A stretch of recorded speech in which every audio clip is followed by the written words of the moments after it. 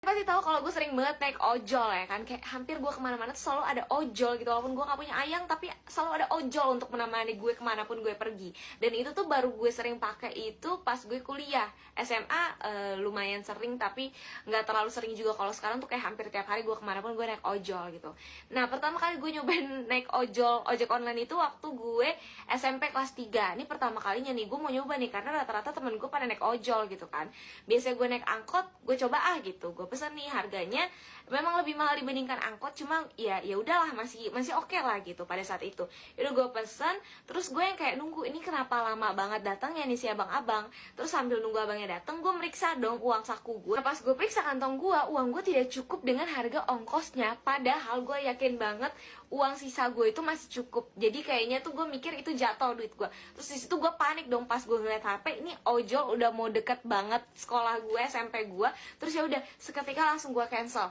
Nah pas banget gue mau nyebrang buat naik angkot, tiba-tiba berhenti ojol depan gue. Terus dia nanya ke gue, "Mbak, maaf, kenal Yasmin gak ya mbak?" gitu. Terus gue yang kayak lihat kan, gue lihat ininya dia, terus kayak ini ojol gue, baru banget gue cancel. Terus habis itu gue dengan acting gue yang sangat-sangat bagus, yang 11-12 sama Reza Rahardian ini, gue langsung bilang, "Oh, saya nggak kenal pak, mungkin bapak ke dalam aja kali ya, orangnya di dalam mungkin masih nunggu." Si abang ojolnya ini percaya dan kayak, "Oh iya makasih ya neng," gitu. Terus dia masuk ke dalam, terus gue langsung ngibrit, gue langsung naik angkot depan gue, walaupun itu sesek-sesekan bodo amat, karena gue langsung panik banget. Itu pertama kalinya gue bohong ke orang. Biasanya bohongnya ke orang tua, nggak bercanda. Dari situ gue kalau mau nge-cancel ojol, selalu gue misalnya kalau gue memutuskan untuk naik angkot, misalnya gue naik angkot dulu baru gue cancel tuh ojol, biar gue gak ketemu sama tuh orang. Karena jujur gue panik banget pas si bapak-bapak itu nanya ke gue, kayak gue agak ketar-ketir, kayak gue mau bilang gak kenal, atau gue mau bilang, atau gue ngaku aja. Gue sempet kayak mikir, itu apa ya, gue ngaku itu gue ya, terus tapi kayak gak jadi gitu, karena gue takut diomelin. Karena teman gue ada yang pernah ketahuan dan gue takut itu kejadian di gue. Jadi dia tuh nge-cancel ojol dia. Nah abis itu dia pesen yang baru. Abis itu datanglah ojol. Dia pikir ini ojol dia yang baru. Ternyata ini adalah ojol dia yang dia cancel tadi.